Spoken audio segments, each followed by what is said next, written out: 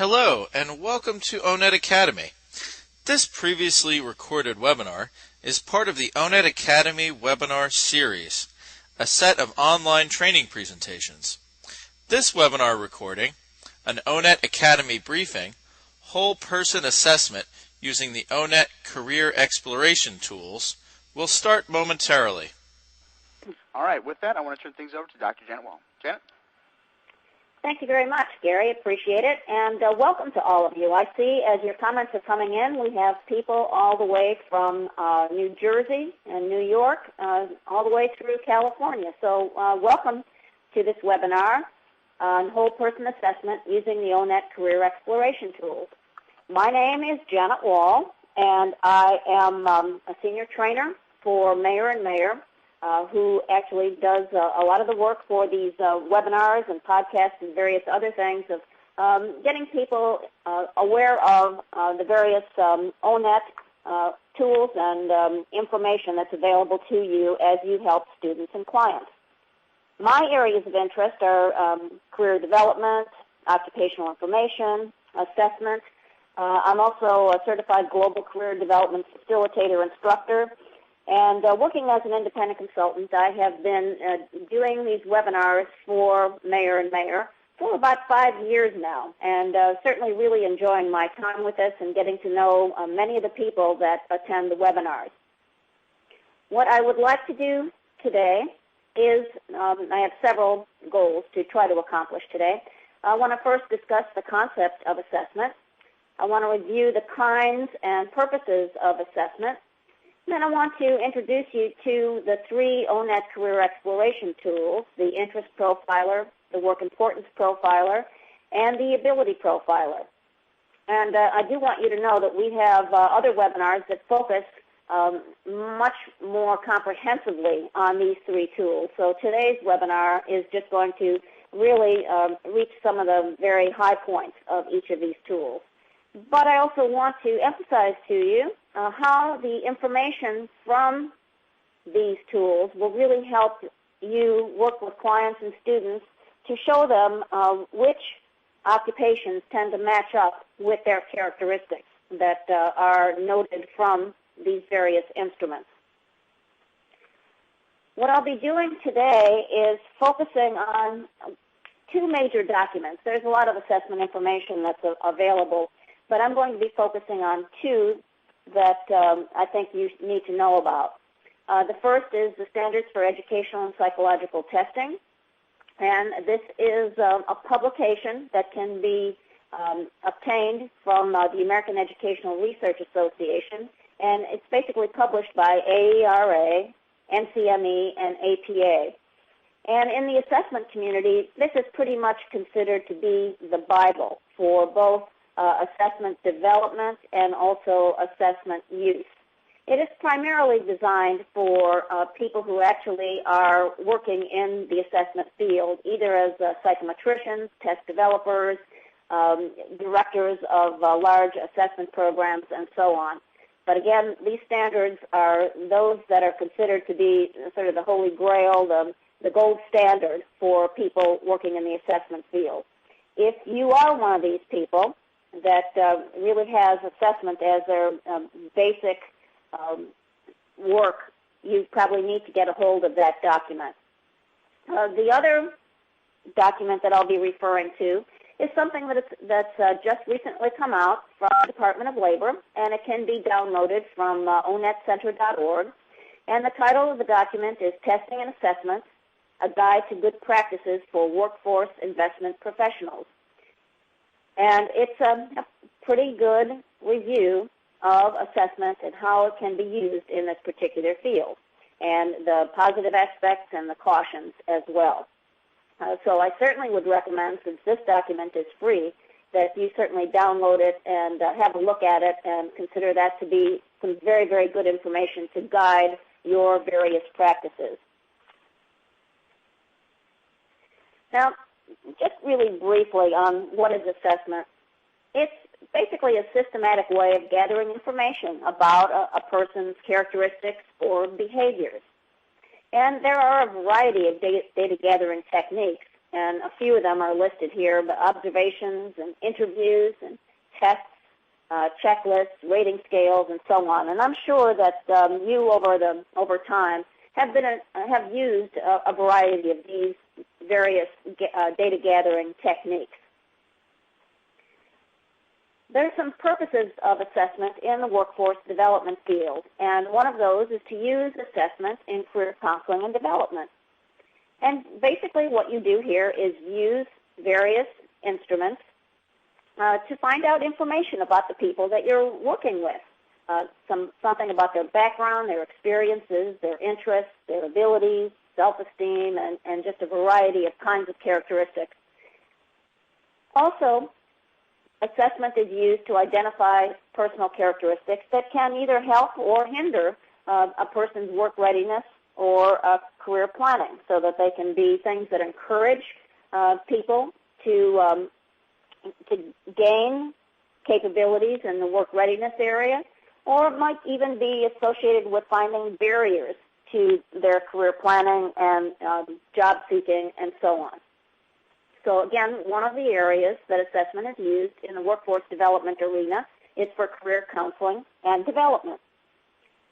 Another area where assessment can be used is in the training area to help identify people who might benefit from remediation or even advanced training, or to monitor a person's progress in a particular training program or course, and also to evaluate training effectiveness.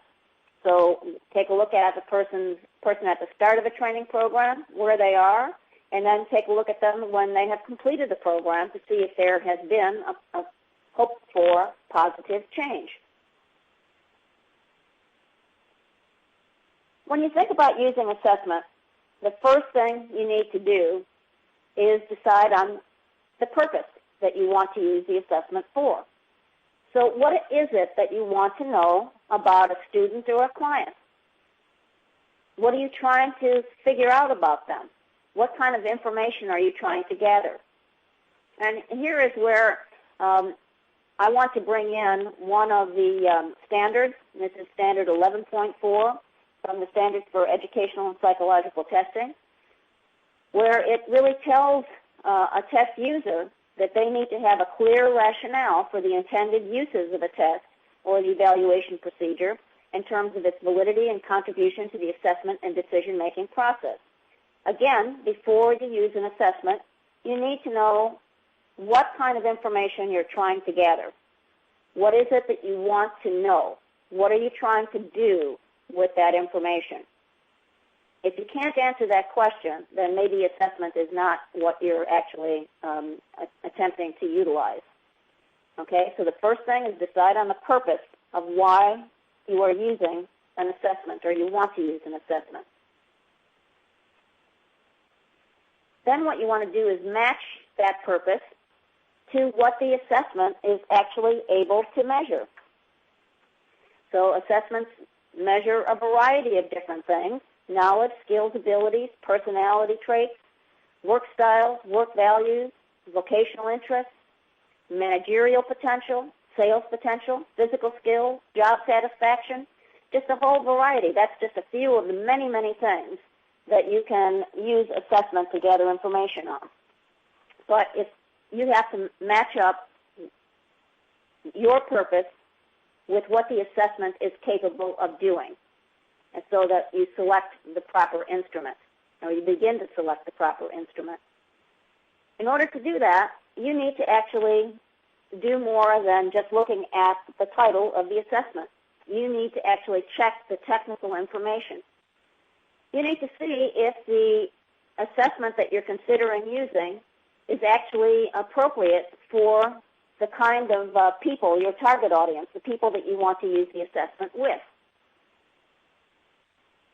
You want to know whether or not there has been research done that shows that the instrument actually measures first what it claims to measure and then what you want to measure yourself. So you just can't pick up an instrument that other people have utilized and say, well, if they're utilizing that instrument, it must be good, so I should utilize it as well. That's not the way it should be done. Why do you want particular information? What does the instrument measure? And do those things match? Another thing that you want to look at is how the results can and should be used according to the research that's available.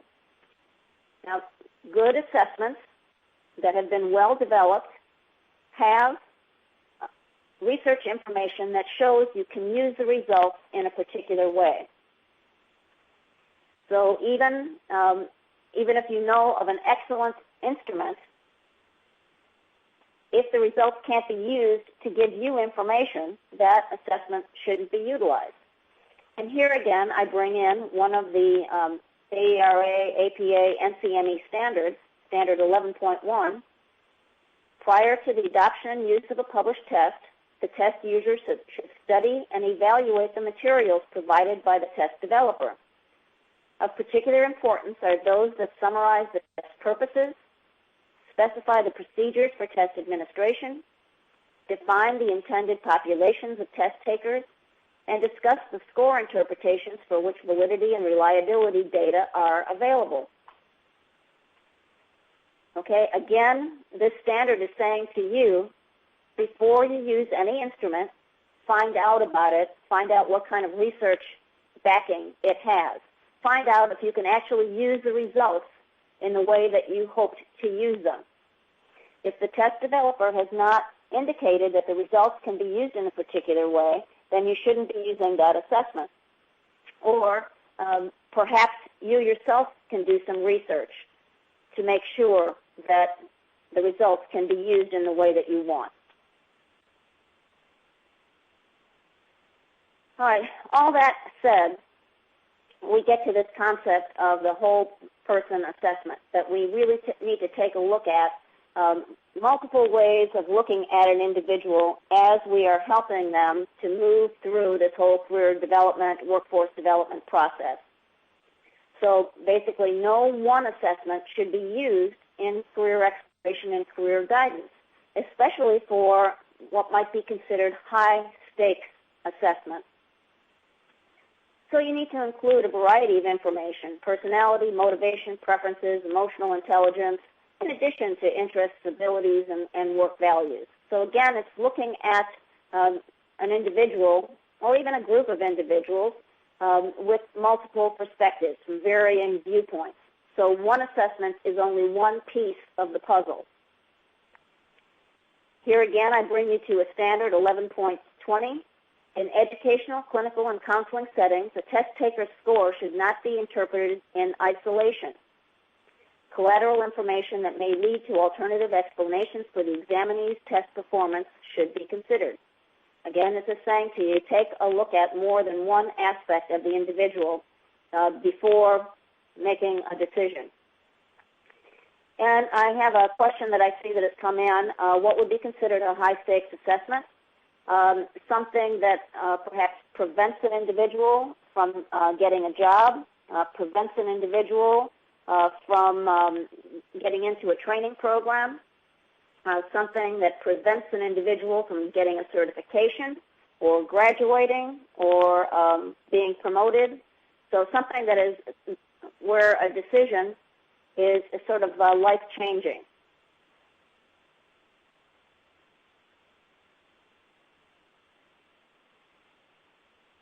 All right, so there are a variety of kinds of assessments out there that can and should be utilized as you're using the assessment process in workforce development.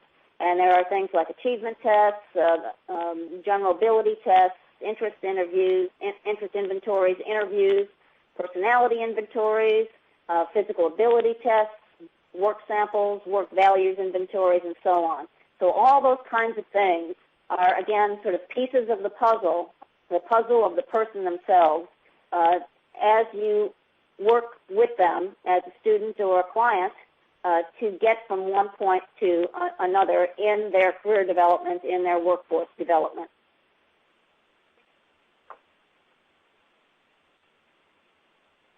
Now, in typical career development programs, what we're trying to do is to match the characteristics of the individual with the characteristics of the environment. And by environment, we mean things like occupations and jobs. People characteristics are things like abilities and skills, primary interest areas, their values, and environmental characteristics include those same kinds of things. And what we're trying to do is to match up the abilities and skills of a person with the ability requirements of an occupation. We're trying to match up a person's interests, or dominant interest areas, with an occupation or a job where their interests are actually satisfied. A person's values, trying to get them in a situation where their values are supported. And assessment really helps us to identify those people characteristics. From there, we can actually start to begin to work with them to show them compatible occupations and work situations.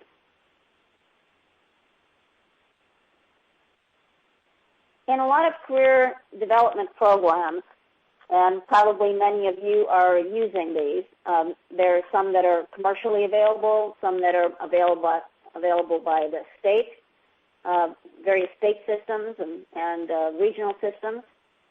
But it is most frequent that there are three components to those systems.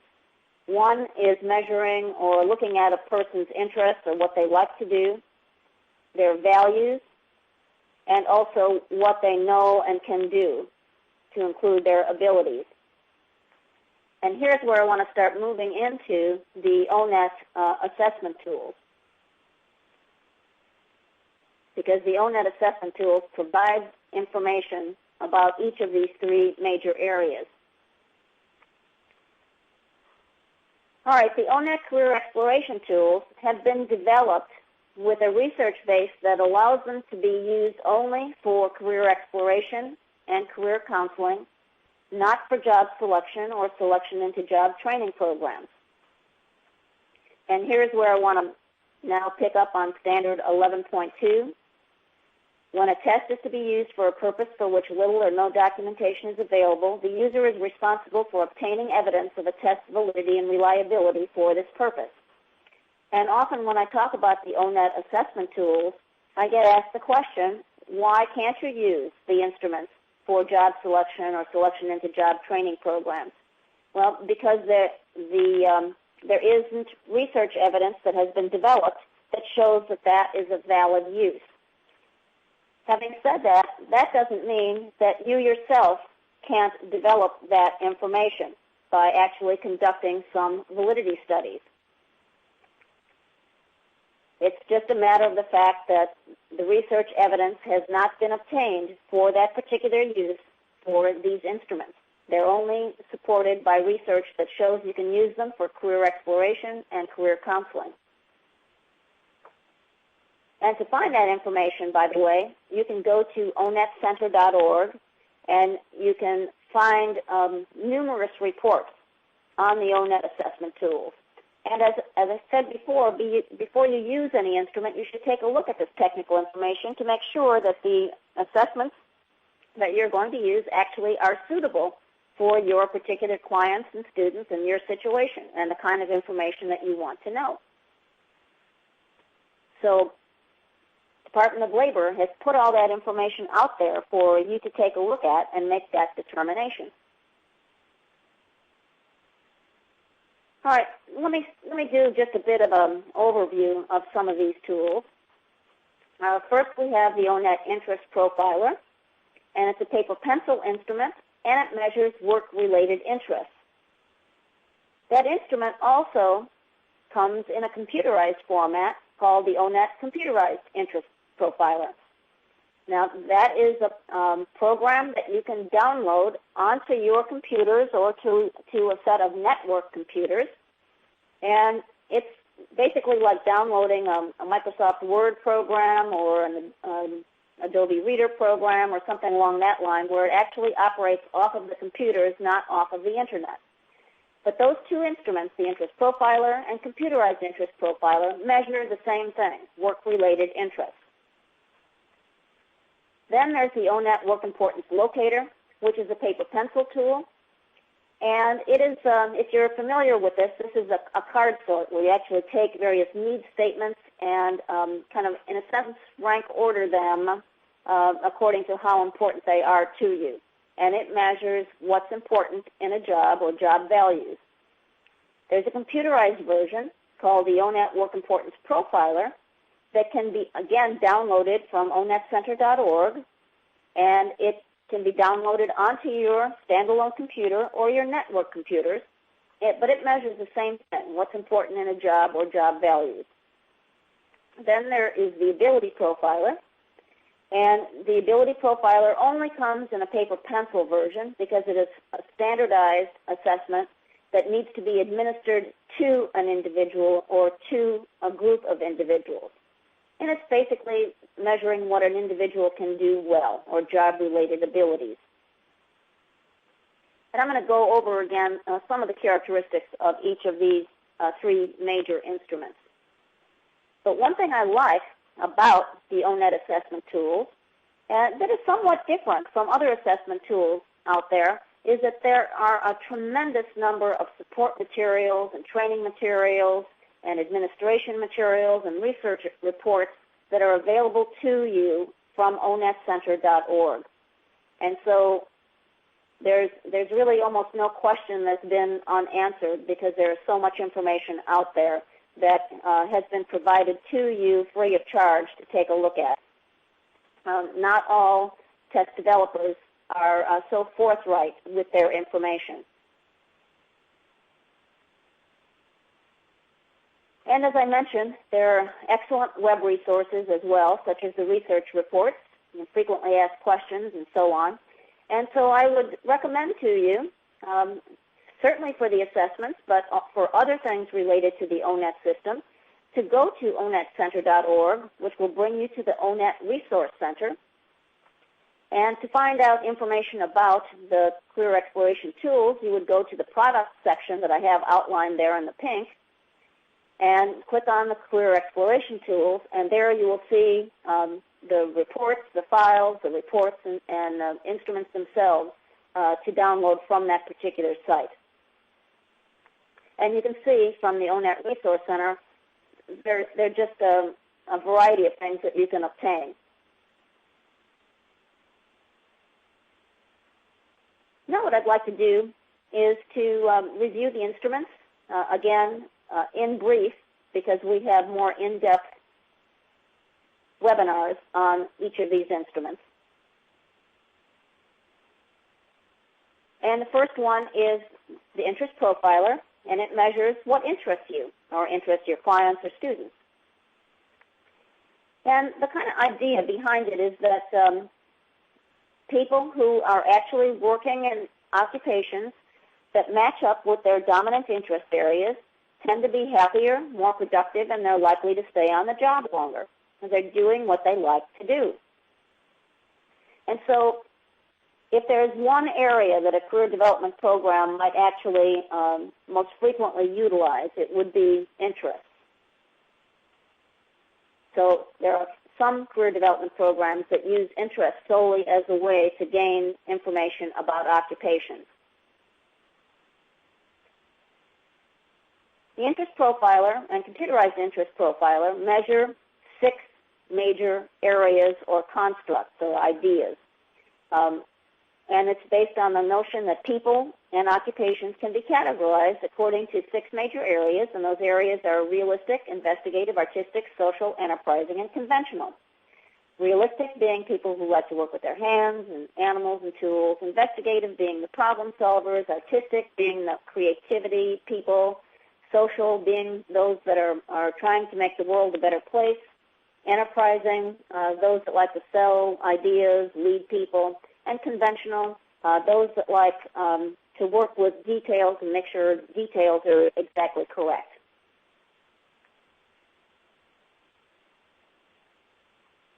Once one takes the paper pencil instrument, you can be directed to the occupations master list.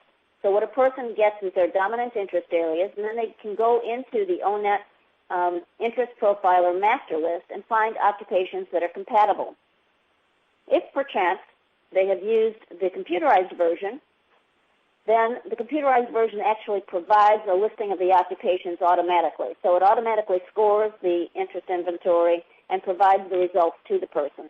With the paper pencil instrument, the person enters the questions, and then the person or a test administrator perhaps actually scores the instrument, and the person gets the results and then looks into this booklet for compatible occupations.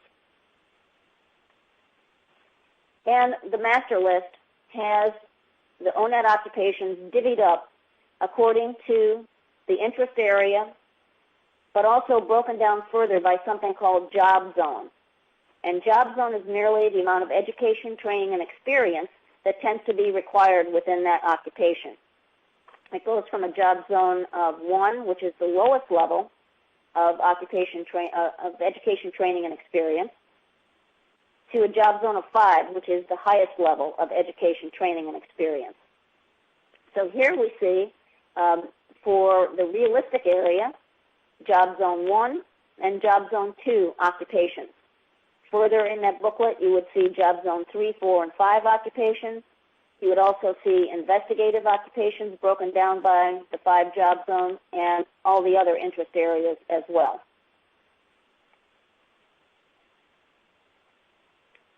Again, I want to emphasize that you can utilize the paper pencil version of the interest profiler or a computerized version of the interest profiler. And again, that these files can be downloaded off of onetcenter.org. And I do want to emphasize again that the assessments are not internet delivered and scored, but they're actually programs that you download onto your own computer, and that's where the instrument is actually, the application is actually executed. And I see a question that has come in, is there a cost to use these tools? No, they're available for free. If you use the paper pencil version, you can actually print off your color laser jet, the tools. However, there are also some print files that you can download to bring to something like a professional print shop, but you can also purchase these tools from the government printing office. So all the information is really available for free, but you do have the option to purchase if you want. And certainly the computerized versions, you just download. There's no purchase involved there at all. With the Ability Profiler, which is a standardized instrument, you really need to have a good quality because you want the people to actually perform their very best on that Ability Profiler, so you want a high-quality document for them to utilize.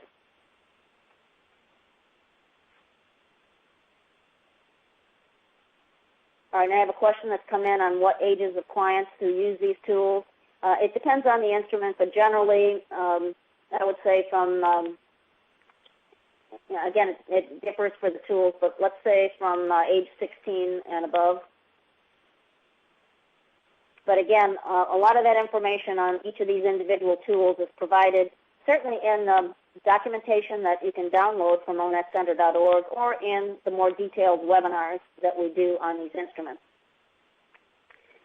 Okay, let's go to the Work Importance Profiler, and it measures what a person values. And its relevance is pretty much the same as the interest profiler. If people have certain values that they hold dearly that relate to their work environment, and if they're working in jobs that actually support those values, then they tend to be happier, more productive, and are likely to stay on the job. The instrument also is, as I mentioned, paper pencil, which is that card sort, but it also is a computerized instrument that can be downloaded from onetcenter.org and get executed onto your computer or your network of computers and utilized from there.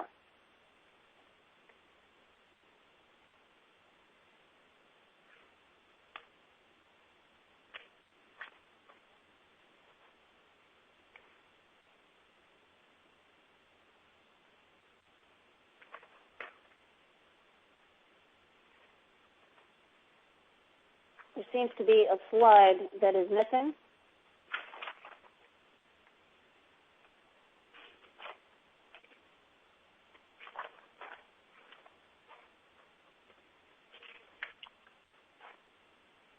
Let me see if I can try to find that slide.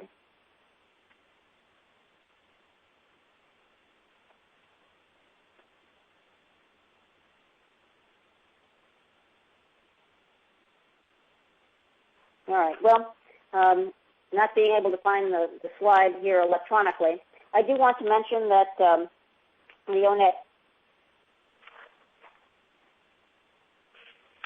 profiler, work importance profiler, measures the areas of achievement, independence, recognition, relationships, support, and working conditions. Once a person takes those instruments, it's pretty much the same as the interest inventory in that the person scores the instrument or is helped by a counselor or a test administrator to score the instrument, the paper-pencil instrument, and then they're directed to a work values master list. And the work values master list is similar to the concept of the interest profiler in that the ONET occupations are divided up according to those 6 areas that are measured by the work importance profiler. And you can see there that we have shown on the slide relationships for job zone 3 and for job zone 4. Okay, so we have for all the 6 areas that are measured, the ONET occupations divided up according to those 6 areas and then further subdivided according to those job zones. If the person uses the computerized version, as with the interest profiler, it gets scored automatically, and a listing of occupations is provided directly to the individual who has taken the assessment. Now, one thing that is important to know about is that there is such a thing called a combined master list. And the combined master list takes both the interests and the work values and the job zones and gives you a listing of occupations that match the interests, the particular interest area, the particular work values area, and a particular job zone. So on this slide, what we see is the interest area of social, the work value of achievement for job zones 2 and job zones 3. And so it's, again, subdivided into now smaller categories according to those 3 characteristics: interest, work values, and job zones. And we see this for all the 6 interest areas, all the 6 work values areas, and all 5 job zones.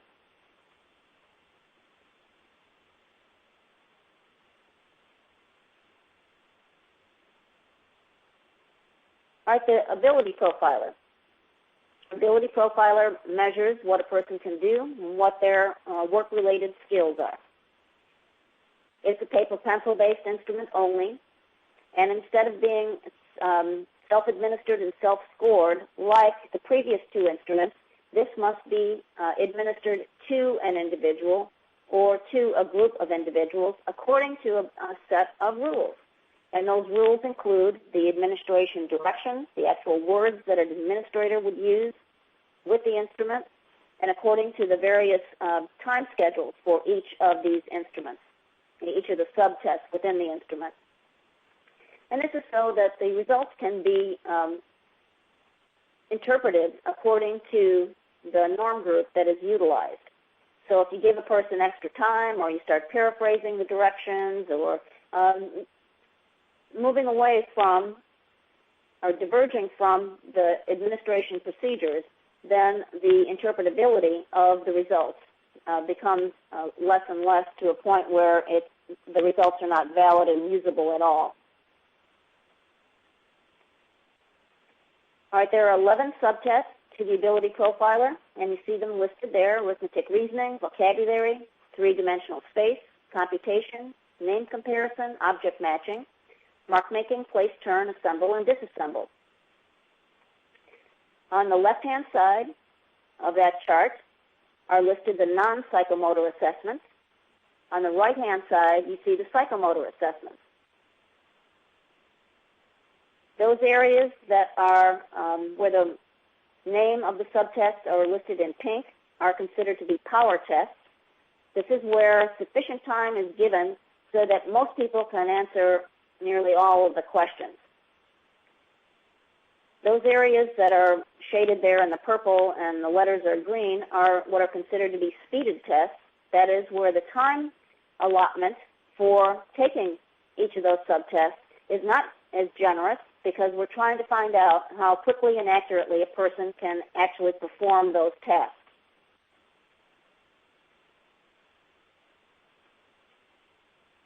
With the Ability Profiler, there is the capability of using a scoring program that can be downloaded from onetcenter.org, and again, that's free of charge.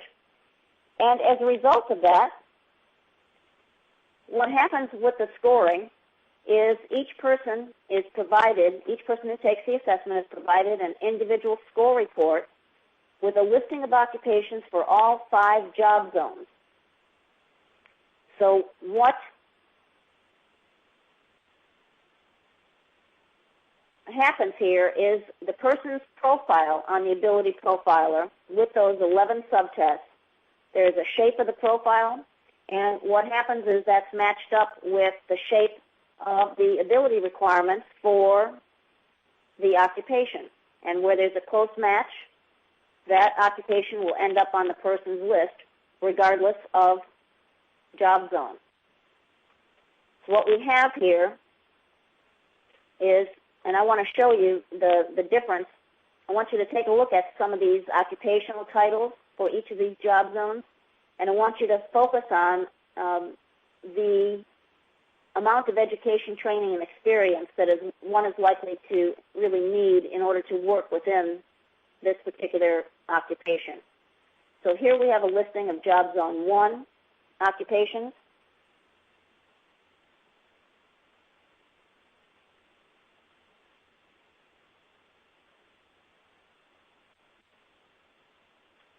Here's Job Zone 2 occupations.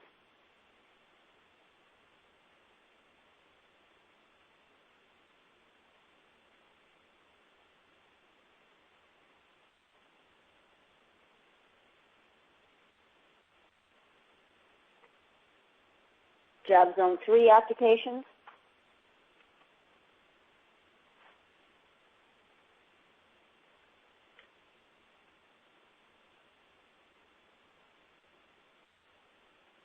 Job Zone 4 occupations.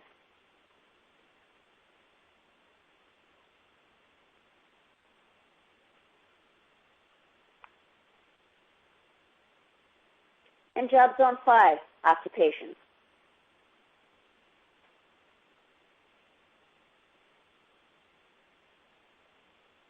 And I hope it's fairly clear as you looked at some of these occupational titles that as we went from Job Zone 1 through Job Zone 5, the amount of education, training, and experience increases. So Job Zone 5 occupations have much more stringent education, training, and experience requirements, especially as compared to Job Zone 1. But again, Job Zone 1 through Job Zone 5, increasing amounts of education, training, and experience that's necessary. All right, so one of the great things about each of these 3 instruments is not only do you get some results, but you also get linked up to occupations that tend to be compatible with that person's results. And the whole idea then is to have a person then take a look at those occupations that end up on the list and find out more about them to see if they are occupations that they would like to get into, if they are occupations that they would like to transition into. And we can, again, get into that kind of information using the results from the interest profiler, the work importance profiler, or the abilities profiler. And I want to show you just a quick example of how that's done. For example, one of the occupations that might have ended up on the list would be instructors. So one would go to ONET Online, which is online.onetcenter.org, and that would bring you to what's called ONET Online, and there are several ways to enter into this database of information, this interactive database, but primarily we want to use the Find Occupations mechanism. So a person would click on Find Occupations, and then put in instructors into the Find Occupations, searching by keyword. And when that happens, up comes a listing of possible things that match up with that keyword. And so we see here adult literacy, remedial education, and GED teachers and instructors. We see teachers and instructors all other. We see instructional coordinators, fitness trainers and aerobic instructors, nursing instructors and teachers post-secondary, and so on. And from that listing, the person would say, well, I want to find out more about adult literacy, remedial education, and GED teachers and instructors. So they would click on that occupational title, and what happens is they would have now accessible to them what's called the summary report for that occupation, or for any other occupation within the ONET system. And the information that is available is an enormous amount of stuff. For example, tasks, knowledge, skills, abilities, work activities, work context, job zone, interests, work styles, work values, related occupations, and wages and employment. And within each of those categories, there's even more information that's available.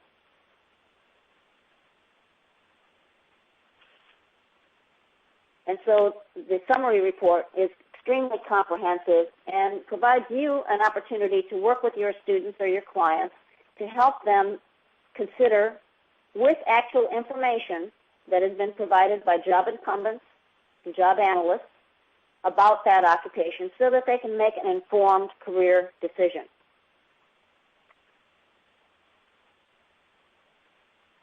I mentioned to you that this is just an overview.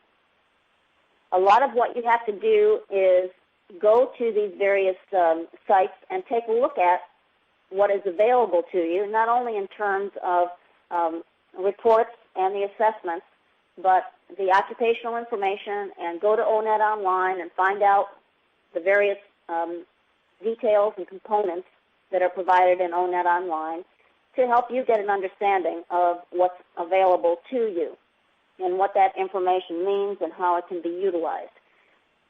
But we have some supporting webinars that we do periodically, and these are just a few. How to download and use the ONET Interest Profiler and Work Importance Profiler, overview of the Ability Profiler, how to administer it, how to interpret the results, ONET for job seekers and students, linking education, occupations, and pay, ONET for military and transition, for school counselors, and we do a number of other webinars as well. Okay, and the purpose of this webinar, again, was just to kind of skim the top of what assessment is about and the 3 career exploration tools that are part of the ONET system. And what I'd like to do is, I've seen some questions come in, and I would like to address some of them. Okay, where do you access the combined master list? It's go to the ONET Resource Center. All of that information is there. All you have to do is download it. And all those things, if you go to the career exploration tools, you will find all the administration manuals. You'll find the instruments themselves, all the support materials, of which the master lists are part of that. So you have to go to that site and actually poke around a little bit and find the information that is important to you. What do the triple asterisks next to the job titles mean? they could mean that they are particularly strongly related to the individual's results. What is the relevance score? The relevance score is found when you go to the ONET online and you use the keyword search and you put in, as we did, the word instructor. So what happens is the system takes a look at where the word instructor is utilized, both in the description of the occupation and in the title of the occupation. And the more it's utilized, the higher the relevance score. Where is information available on upcoming webinars? You go to onetacademy.com, and you have to register, and you probably did register to find out about this particular webinar. But what happens is that when webinars are available, there is a message that gets sent out to the ONET community, and if you're interested in that particular webinar, you sign up for it. Again, it's onetacademy.com. Is this an approved WIA assessment tool? I do know that these assessments are used within that system. I frankly don't know if they have some sort of a formal approval or not. Perhaps one of your colleagues would be able to answer that question by putting that information into the chat box. And if someone does that, I will make sure that I mention it. Do you have any recommendations to assess soft skills? The purpose of this webinar is to really talk about the ONET assessment tool. So I'm not in a position to be able, in this webinar, to provide any particular recommendations for any other tools, especially commercial tools.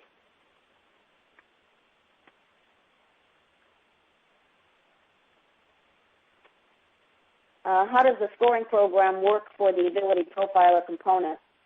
Well, I'm not sure what you're getting at with that question, but basically what happens is that the person's score sheet is sent through a scanner. It interacts with the scoring program, and then the program actually scores the information and then provides that individual score report. So you really need the scanner and the software program, again, that you can download from onetcenter.org. Okay, and there's a really, really long question about art therapy master's level. That what I would like is for that person to actually send that question to me, and I might actually forward it to someone else. And it's not really related to the assessment tools that I can see right off. What populations were these tests normed with? Well, first off, you need to go to onetcenter.org and find those technical reports to take a look at with whom these various questions, whom these various assessments can be utilized. And again, each one has a different set of recommendations. If you're talking about the ability profiler, it is actually, it's fairly complex, and you would need to read the reports, but it's based on the norms that were developed with the GATB, but there have been some equating studies that show those norms can be utilized, and the norms then are also supported by the use of these tools with even high school students as well. But you need to go to take a look at those technical reports to find out exactly what has been done to make sure that the assessment is appropriate for your particular group. Is ONET considered a national standard assessment tool? Is it also used abroad? I don't know that it's used by other countries in particular. It is perhaps used in a variety of different perhaps schools that are American schools or American-based. I don't know that in particular. In terms of a national standard assessment tool, I don't know that there really is such a thing as a national standard assessment tool. There is something called the National Assessment of Educational Progress, which is the nation's report card that is is actually supported by the U.S. Department of Education. That is something that is used nationally and is often used to judge the quality of education on a national level. There's also international assessments that have been developed and utilized, and countries are able to be looked at as compared to one another. So that's the PISA, and that also can be, information can be found out about that from the U.S. Department of Education website as well.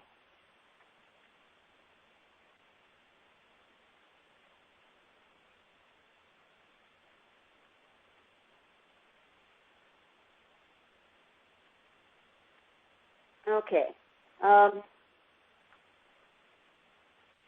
As you're thinking of other questions, let me now address an opportunity for you. We are very interested in getting all of you involved in providing information in terms of how you use various assessments, ONET information, occupational information, and we want you to be part of a variety of efforts that we have to make you known and make how you're using the ONET information known so that other people can learn from what you're doing. And there are three ways that you can get involved in that. One is a spotlight, which is basically an interview that one of my colleagues would do. And she will just chat with you for a while and find out about you and where you worked and how you're using ONET and a little bit about your hobbies or family or, you know, kind of informal stuff.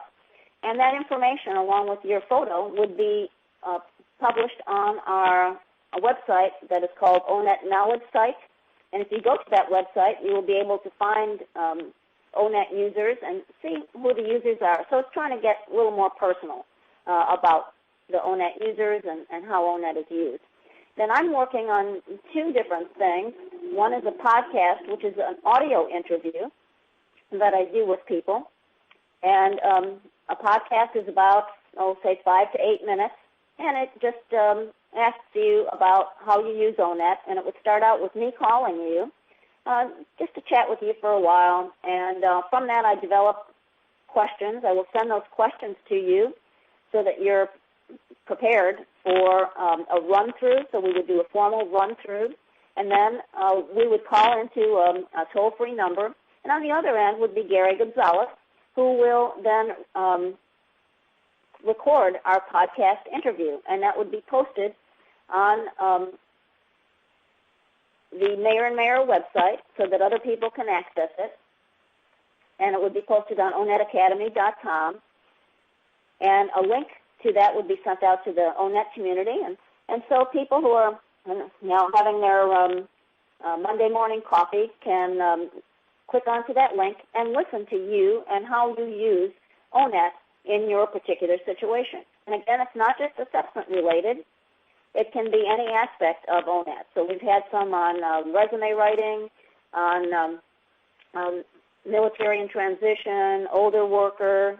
Today I did a preliminary interview with someone who wanted to talk about how they use the assessment instruments. So that'll be a podcast that we'll be doing in the near future. Also, we are focusing on user-focused webinars.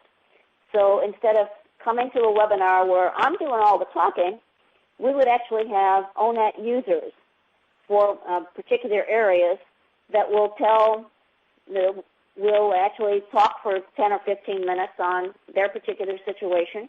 And we would have like 2 or 3 people in sort of the same theme, say the older worker or welfare to work or something along that line. And so it would be actual users doing the webinars. I would moderate those webinars. I would help you develop PowerPoint slides. We would probably do some run-throughs to make sure that everyone's working off the same page. But again, I would very much like for you to be involved in this. If you're interested in any of those opportunities, please send me an email. And my email address is listed there, sagesolutions@earthlink.net. And I very, very much want to be able to, as we shut down this webinar, to go to my email and see 5 or 10 of you who have said, I'd like to do one or all of these. And so I'm interested. Just send me an email, and I'll be in contact with you to start working on a spotlight, a podcast, or a user-focused webinar. One last thing. I have put together a set of resources in the assessment area, and I've listed there for you the link to assessment resources, and it includes various ethics statements, major assessment publishers, assessment associations, assessment publications that you might find very useful. Most of the stuff on that, I would say 99% of the stuff there is available at no cost, and certainly accessing that particular assessment resources is no cost. And so you might find something on that site that would be very useful to you. And so with that, we're a couple minutes over time, and I would like to thank you for your participation and your questions and your attention in this webinar, and I hope to see you in a future webinar. Thank you and have a great day.